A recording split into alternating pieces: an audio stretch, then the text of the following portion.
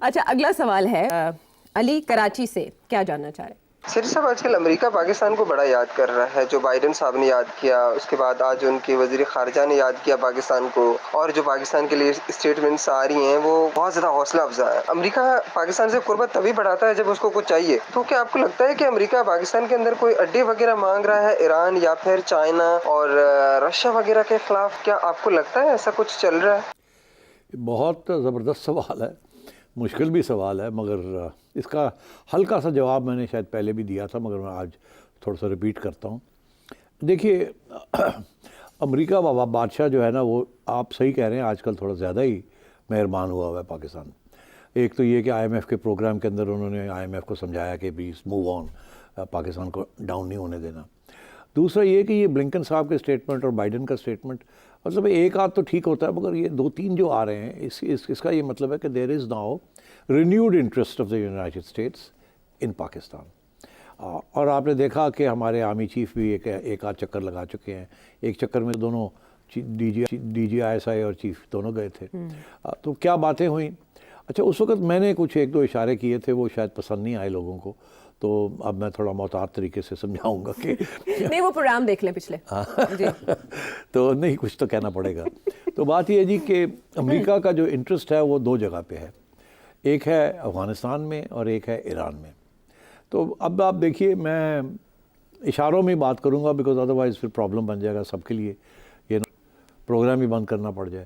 ایک تو یہ ہے کہ ابھی حال ہی میں آپ نے دیکھا کہ وہ جو ٹیررسٹ آرگنائزیشن ہے جو کہ ایران اور پاکستان کے بارڈر میں بیٹھی ہوئی ہے، اور وہاں سے وہ اٹیکس کر رہے ہیں ایرانین فورسز کے اوپر، ریولیوشنری گارڈز پہ، جس کے اوپر ایران اتنا ناراض ہو گیا پچھلی دفعہ کہ انہوں نے 2-3 میسائل پھینک دیے. اس کے بعد پھر ہم نے بھی 2-3 پھینک دیے، پھر صلح کی، ٹھنڈا کیا سب کچھ. ابھی حال ہی میں پھر اٹیکس ہوئے ہیں وہاں. اور میں کب سے یہ کہہ رہا ہوں کہ یہ جو آرگنائزیشن ہے یہ اٹ از امریکن اسپانسرڈ. اب اس کا کیا ایویڈنس ہے یا نہیں ہے، ون کانٹ سے، بٹ مطلب ہے ہمیں جس نے تاریخ پڑھی ہے تو اس قسم کی چیزوں کی سپورٹ تو کہیں نہ کہیں سے آتی ہے.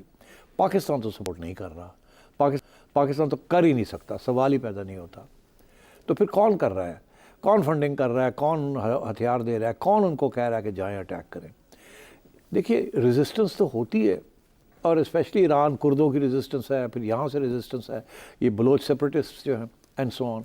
مگر جب تک ان کو کوئی ایکسٹرنل سپورٹ نہ ملے تو it is very difficult for them to survive اور to carry out, continue to carry out attacks. تو بارڈرز کے اوپر جب یہ لوگ بیٹھ جاتے ہیں اور پھر یہ کرتے ہیں تو کہیں نہ کہیں سے تو ان کی ہیلپ ہوتی ہے. تو ایک تو میں یہ سمجھتا ہوں کہ کہیں نہ کہیں سے تو ہیلپ ہو رہی ہے، اور پاکستان کی طرف سے نہیں ہو رہی. اور یہ پاکستان کے لیے پرابلم ہے، بیکاز جب بھی وہ اٹیک کرتے ہیں تو ایران جو ہے وہ پاکستان سے ناراض ہو جاتا ہے. ایران نے تو پہلے سے کہا ہے کہ یہ CIA سپورٹ کر رہی ہے اس گروپ کو. تو پاکستان کے لیے ایک شرمندگی کا باعث بن جاتا ہے کہ یار اب امبیرسمنٹ ہوگی. اب کیا امریکن پریشر ڈالتے ہیں کہ کچھ نہیں آپ نے کرنا، چپ کر کے بیٹھے ہیں. اور پاکستان اگر کرنا بھی چاہے ان لوگوں کے خلاف تو پھر ان کو روک دیا جاتا ہے. تو یہ ایک ٹائٹ روپ ہوتی ہے.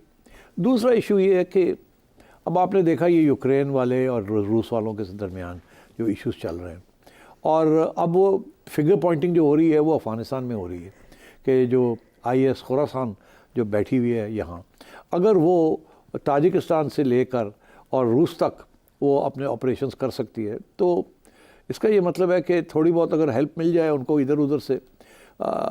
آج اگر ویسٹرن سورسز نے IS کی ہیلپ کی ہے کہ آپ روس کے اندر جا کے کچھ کریں، جو کہ الزام ہے روس کا، تو کل کو روس خود IS کو انسٹیگیٹ کر سکتا ہے کہ آپ ویسٹ میں جا کے کچھ کریں.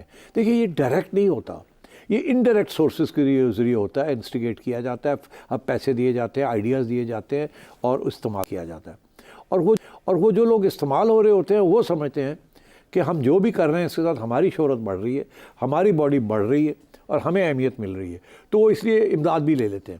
تو اگر IS نے امداد لی ہے from western sources to attack Russia, a target in Russia, تو IS کو کل کو اگر روس کی طرف سے کوئی سپورٹ مل جائے تو they will do the same and go and attack western sources.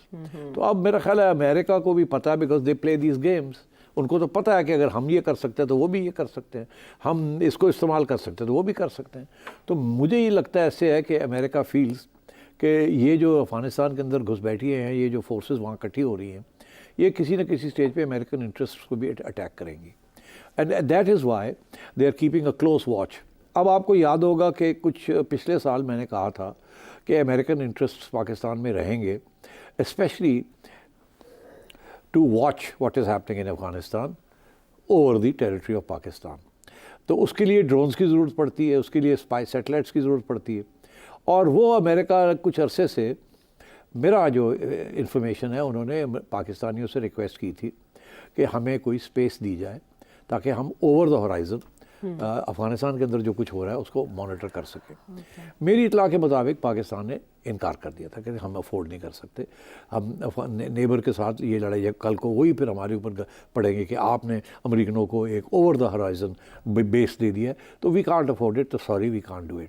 مگر پاکستان نے پھر سوچا ہوگا یا سوچنا چاہیے تھا کہ اگر امریکہ واچ کر رہا ہے تو پھر ہم تھوڑا بہت کوئڈ پرو کو کر سکتے ہیں. مطلب یہ ہے کہ اچھا چلیں آپ دیکھ لیں, آپ کو تھوڑی سی فیسلٹی دے دیتے ہیں, ادھر ادھر سے آپ پہنچ جائیں, دیکھ لیں اوپر سے کہ کیا ہو رہا ہے وہاں, تو پھر تھوڑا ہماری ہیلپ بھی کر دیجئے. وہ ٹی ٹی پی جو ہے تھوڑی سی ادھر سے بھی انفارمیشن ہمیں دے دیجئے. ہمارے وہاں لوگ بیٹھے ہوئے ہیں جو ہمیں ٹارگٹ کر رہے ہیں, ان کو بھی ہم نے ٹیک آؤٹ کرنا ہے, تو اگر آپ نے کوئی ادھر ادھر کوئی کارروائی کرنی ہے تو ہمارے لیے وہاں بھی کر دیجئے.